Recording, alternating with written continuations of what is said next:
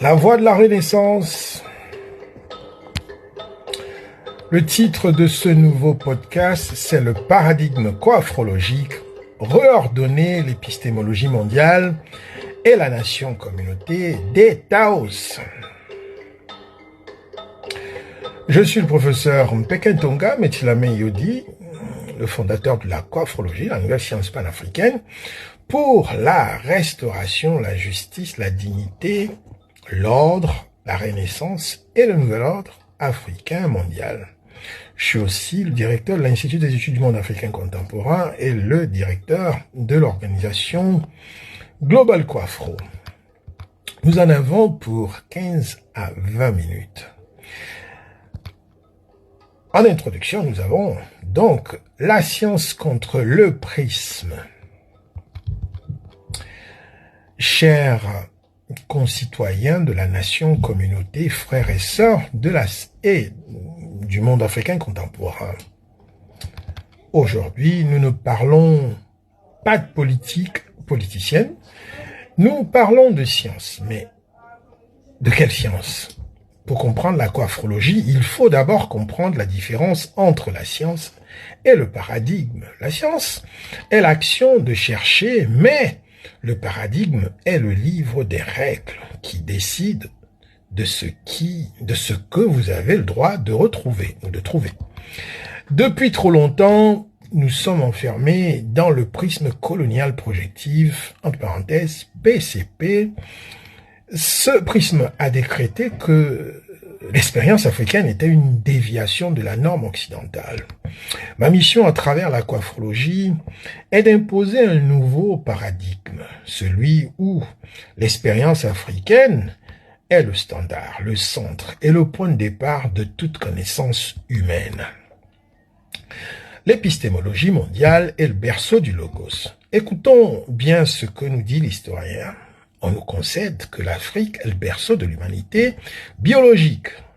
Mais la coaphrologie va plus loin. Elle fait un mandat épistémologique. Si l'Afrique est le berceau de l'Homo sapiens, elle est nécessairement le berceau du logos humain, le lieu de naissance des premières structures de logique, d'éthique, d'organisation sociale. En réinitialisant cette vérité, nous resettelons, nous remettons en marche, en surpied, la taxonomie de la pensée mondiale. Nous ne sommes plus les débiteurs intellectuels de l'Occident. En alignant l'épistémologie sur nos éléments ontologiques, notre rapport au temps, à l'être, nous mettons fin à l'épistémicide que dénonçait déjà Santos. La nation-communauté des Taos réclamait la géographie liquide. Regardez les institutions actuelles. L'Union africaine, la CEDEAO, les autres, et j'en passe, elles sont dans un blocage institutionnel profond. Pourquoi? Parce qu'elles sont prisonnières des frontières terrestres de 1884. Ouais. Donc, la coaphrologie propose une alternative. La nation-communauté, elle s'appuie sur un concept spatial révolutionnaire, les Taos, les territoires africains d'outre-océan. L'Atlantique et l'océan Indien ne sont plus des abîmes de séparation pour la diaspora, mais des autoroutes de souveraineté. Nous passons d'une souveraineté de terre à une souveraineté de réseau. La nation-communauté relie chaque nœud de la CEADA, de Douala à Salvador de Bahia, de Harlem à Port-au-Prince, dans un espace fluide, maritime et numérique. La locale stratégie, le remède et la spirito-psychopathologie. Mais ce changement ne peut se faire sans une guérison. La domination a laissé des traces.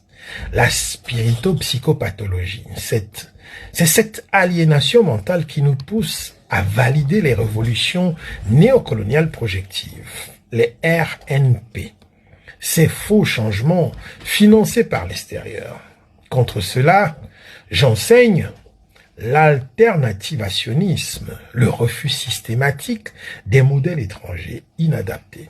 Et l'outil de cette libération est la locale stratégie. C'est la souveraineté par le bas.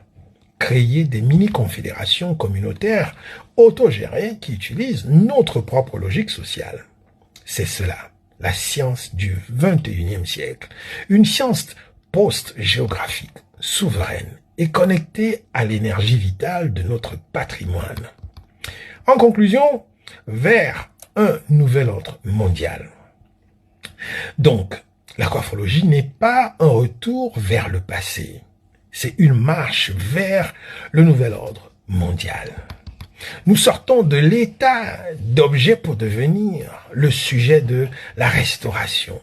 Le plan Prague, PRAG 2035, sous l'égide du Coafro, est notre boussole. En guérissant la dignité de la CEADA, nous ne sauvons pas seulement l'Afrique. Nous restaurons l'intégrité de l'histoire humaine tout entière. Je suis le professeur Mpeke Ntonga Metilame Yodi, connu aussi comme Alphonse Mpeke, que le logos de la source guide votre réveil. Ubuntu, Ubuntu Kama. C'est l'occasion pour moi de vous souhaiter mes vœux les meilleurs en ce début d'année, que ce soit une année riche, une année coiffrologique, que ce soit l'explosion pour vous et pour nous, pour que cette science arrive à tous les Africains et que chaque Africain commence à trouver le réveil, la force et l'arme nécessaire pour se battre. Merci. À très bientôt. Ubuntu, Ubuntu Kama. Bye.